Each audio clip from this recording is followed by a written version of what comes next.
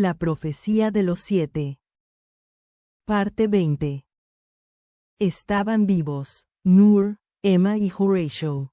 Milagrosamente todos habíamos sobrevivido a la explosión, envueltos en una armadura de huecos que, a su vez, tenían el pecho y la espalda blindados por placas exoesqueléticas.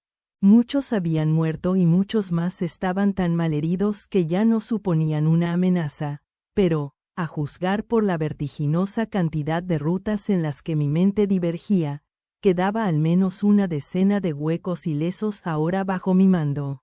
La sensación no era nueva, ya había sucedido una vez. Un reinicio cerebral colectivo que había fusionado mi mente con un nido de huecos, algo que me permitió superar mis titubeantes nociones de la lengua de estos monstruos y acceder al núcleo inconsciente de mi poder, y a ellos. Por lo visto, no importaba que estos huecos pertenecieran a la nueva especie. A pesar de sus diferencias con los antiguos, las profundidades de sus mentes no diferían. No me limitaba a controlarlos, los habitaba, actuaba como ellos, experimentaba una versión atenuada de su dolor, veía por sus ojos igual que lo hacía por los míos. Al principio me aterró esa sensación de no estar en ninguna parte y encontrarme en todas al mismo tiempo, mi sentido del yo ondeando por los huecos como un mazo de cartas que está siendo barajado. Uno de mis yoes, debajo del agua, miraba un orificio en forma de estrella en el casco del barco. El agua entraba a raudales por la abertura y una luz pálida, tamizada, brillaba al otro lado. Nuestra vía de escape. Agarraos a mí, intenté decir como Jacob.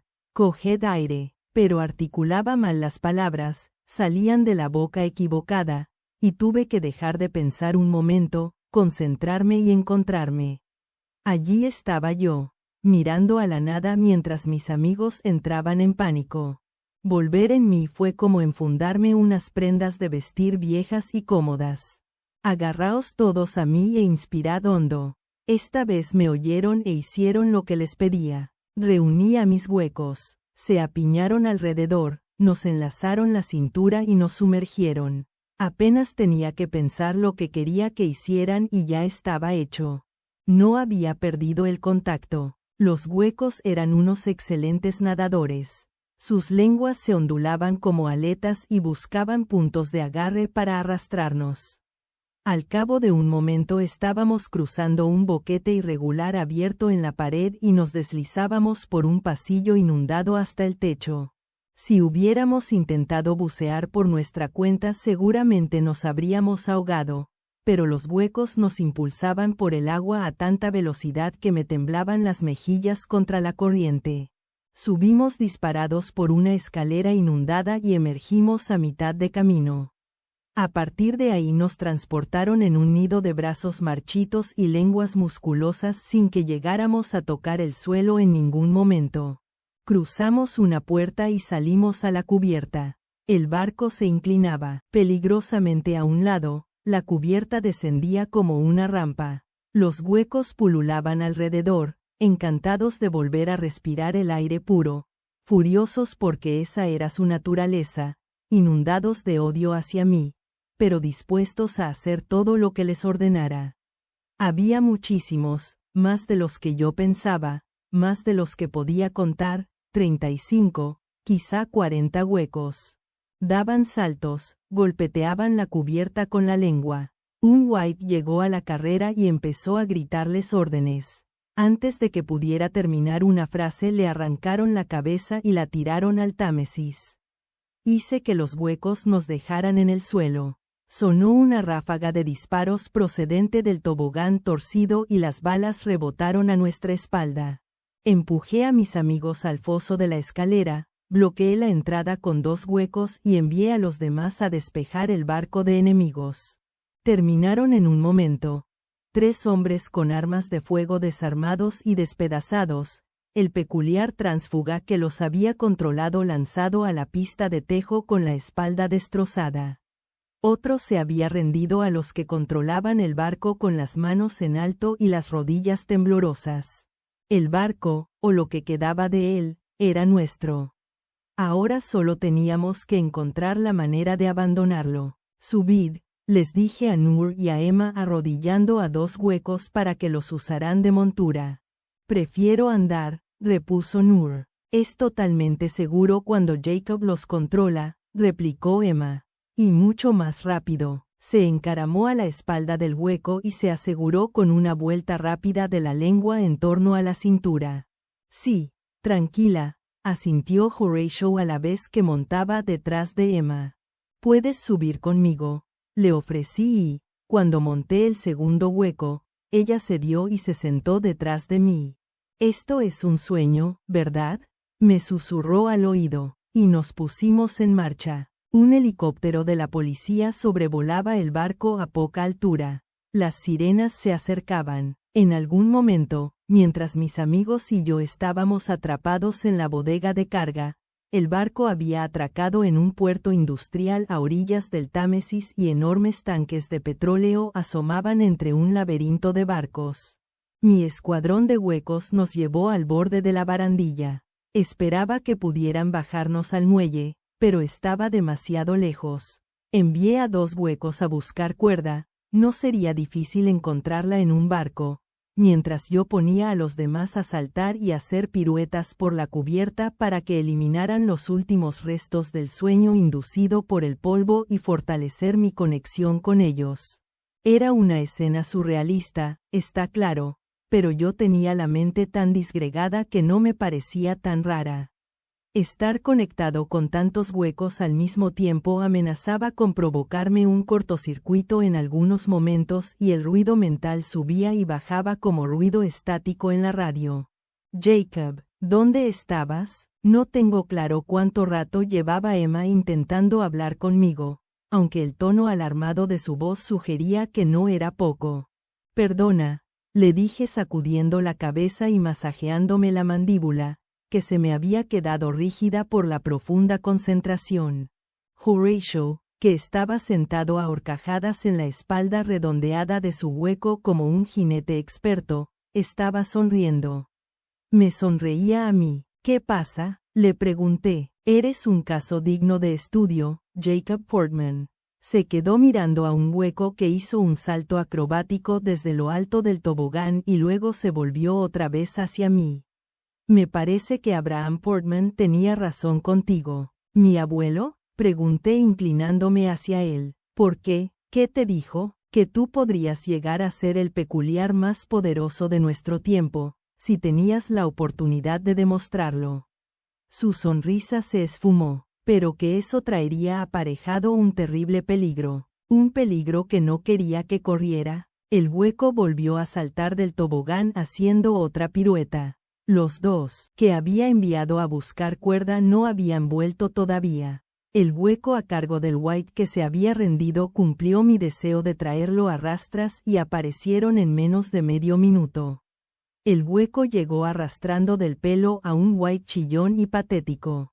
El White suplicaba que le perdonara la vida. Yo no le hice caso, porque una pequeña perturbación me informó de que los 2 huecos que habían ido a buscar la cuerda se habían encontrado con alguien inesperado. Oí la voz por sus oídos. Hola, pequeñuelos, ¿qué hacéis correteando por ahí? Habéis sido unos niños muy malos. En ese momento asomó ante nosotros por un costado del barco, suspendido en el aire por un pedestal de viento negro en forma de tornado. Caul. Noor irguió la espalda al verlo. Emma maldijo por lo bajo. Era un gigante ahora, la corrupción alargada y abotargada de un hombre a partir del tronco, una terrible tormenta de cintura para abajo. Sus brazos parecían normales, pero los dedos eran raíces de árbol gruesas y serpenteantes que pudrían todo lo que tocaban. Gritaba algo relacionado con una venganza, algo de vivir para siempre, y mientras lo hacía levantaba las manos y los largos dedos hacia el cielo. Y entonces un grupo de peculiares desquiciados y dopados de hambro empezaron a saltar las barandillas del barco para atacarnos. El primero en subir a bordo escupió un chorro de metal líquido al hueco que tenía más cerca. Cuando el cerebro del monstruo se derritió bajo esa lluvia al rojo vivo, noté que su conciencia se apagaba. Al momento 3 huecos más se abalanzaron sobre el adicto al ambro, que murió al instante. Llegaron más seguidores de Kaul, cada uno armado de una manera nueva de hacer daño. Uno lanzó una nube de ácido que quemó a unos de mis huecos. Otro tenía una fuerza indescriptible. 2 más se unieron para crear un rayo rojo que atravesó el pecho de otro hueco y pasó chisporroteando muy cerca de nuestras cabezas antes de extinguirse dejando tras de sí un tufo a pelo quemado. Mis huecos se abalanzaron sobre ellos como animales rabiosos y en un minuto aplastaron a 8, 9, 10 traidores, todos poderosos y dopados de ambrosía, mientras los 2 huecos que mis amigos y yo cabalgábamos se retiraban a una distancia prudencial. Cuando terminó esa ola de ataques yo había perdido a 3 huecos. 10 adictos, como poco, yacían desparramados por la cubierta, muertos o a punto de morir.